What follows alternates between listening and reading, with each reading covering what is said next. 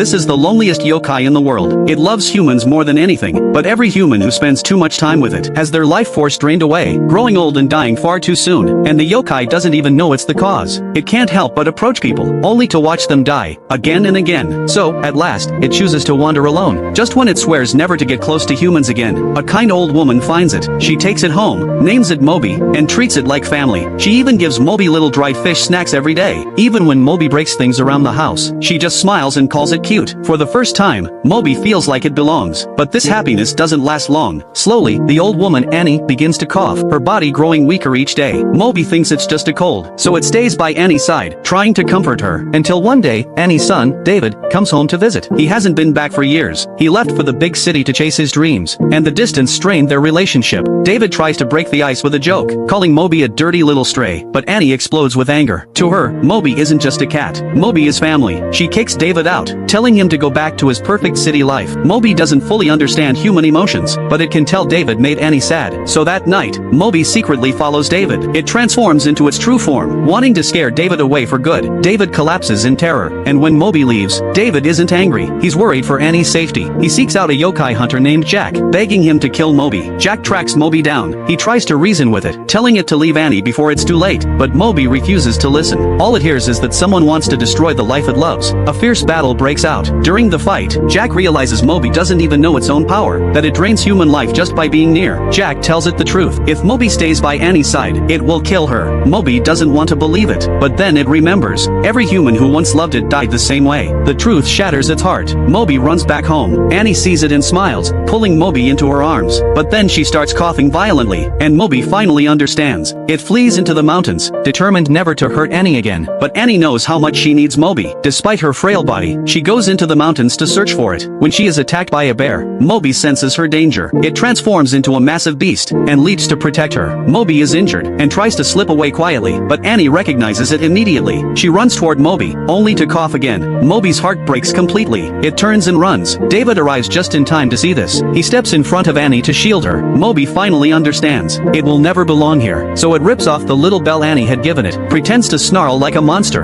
and lets out a roar, as if to say goodbye. David swings an umbrella at it. It doesn't hurt Moby, but Moby throws itself to the ground anyway, crying out dramatically. It's just an act. One last performance, to make Annie believe it's dangerous. Annie understands everything. Her eyes fill with tears, as she watches Moby walk away. Moby carries Annie's bell in its mouth, as it disappears into the forest. It will never approach humans again, but the memories of its time with Annie will be enough to keep it warm for the rest of its long, lonely life. If you were Annie, would you try to keep Moby by your side? Would you risk your life just to stay with the one you love?